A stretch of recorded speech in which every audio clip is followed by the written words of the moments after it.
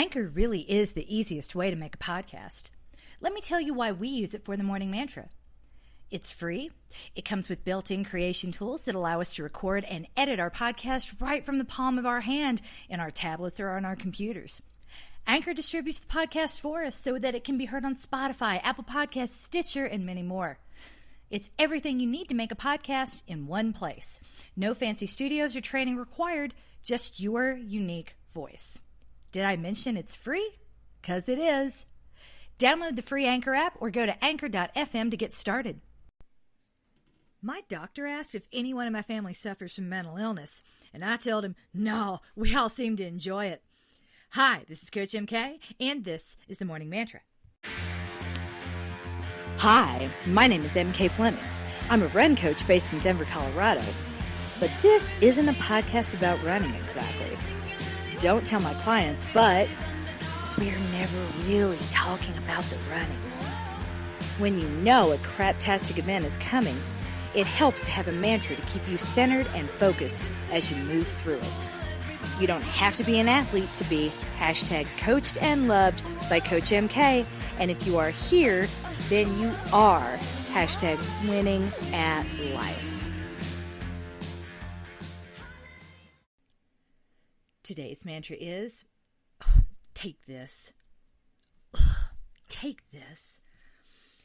Coach MK is making spirits bright and getting y'all excited to roll around in the verbal excrement that's going to fill your lungs and souls this holiday season with some shady bitch lessons.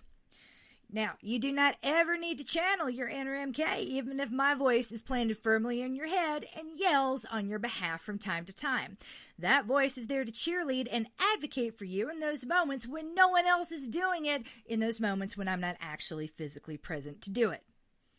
Well, then what are these lessons for? The goal is to plant some seeds in your brain that can grow into trees, and when the moment is right, you can pick off a nice switch and beat someone's ego back into submission with it. Southern women have been doing it for centuries. Everyone else is a weak imitation. They send their kids to Harvard instead of charm school. No joke. That's where I learned this shit. I can cut without knives. Whether or not you do is up to you. What matters is that you have the ability and the power to defend yourself in those moments when you're attacked and people pretend not to see what's happening. The golden rule for all shady bitches is the first rule of improv. Just go with it. You respond to whatever is said to you. Respond to their words and not to your feelings. They know they're hurting your feelings. That's the whole point. That's their source of power. They're not going to stop because you ask them to. You have to take your power back. In Lesson 1, we learned to respond to phrases like, I don't understand with, I know you don't. In Lesson number 2, we learned to meet TMI questions with TMI answers. In Lesson 3, we learned to receive a backhanded compliment. In Lesson 4, we face those helpful suggestions that do not actually help anybody. And today, we're going to respond to those bitches who never made the cheerleading squad and do not know how to cheer people on. Similar to the backhanded compliment, fake cheerleading is comfort you didn't seek, sometimes for problems you weren't even aware of.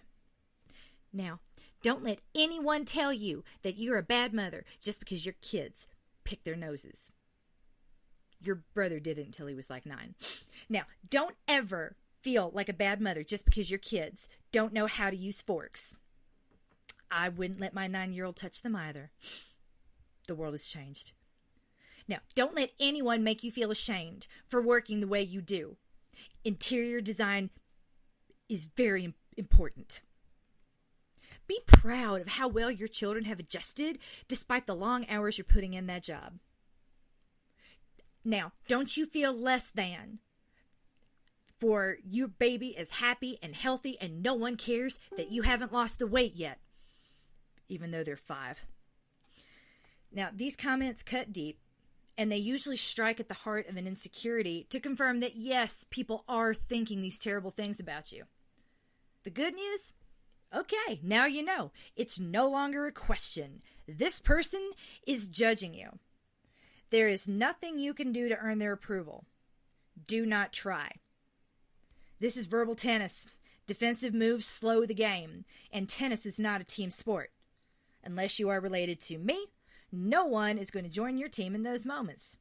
For real, y'all, I live for this shit. I am never too busy to make a bully realize how stupid it was to think that I would keep my mouth shut and go along with anything. Seriously, are you awake? Are you sober? Did you forget who I was? Do you know what year it is? Do you know who the president is? Someone call a doctor.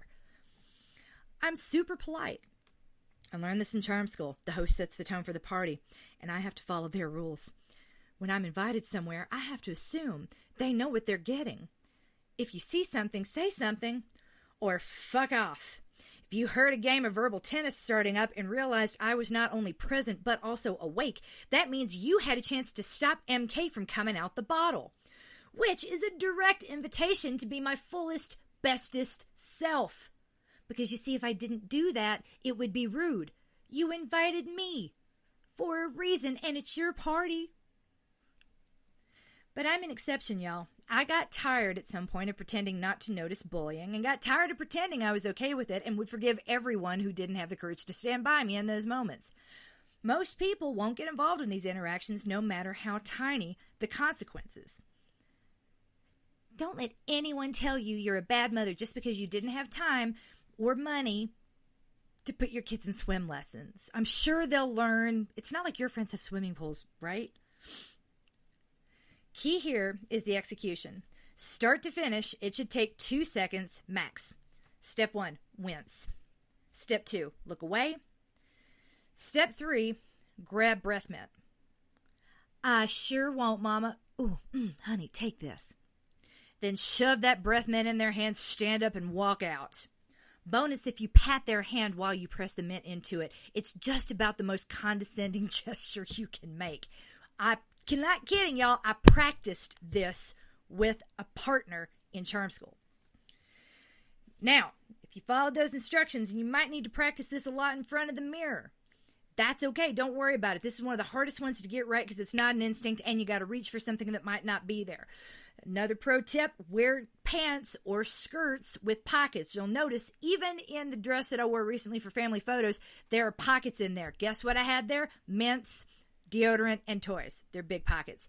Most places I go where other people are going to be around and I can't just run out the door whenever I want to. I don't attend very many of those events. But when I do, my pants have pockets, my dress has pockets, my coat has pockets, and I always have a mint in my hand at any given moment because that will get me out of a conversation. If you've practiced it, if you get this technique down even a little bit, then you handled that moment like a shady, sassy Southern bitch, and your coach is very, very proud. Maybe you can't tell everyone to fuck off, but you don't have to take it either. No one has the right to ruin your holiday, and anyone who wants to learn can throw shade and shut down conversations like a classy, sassy Southern bitch. Happy holidays! You are coached, you are loved, and you are winning at life.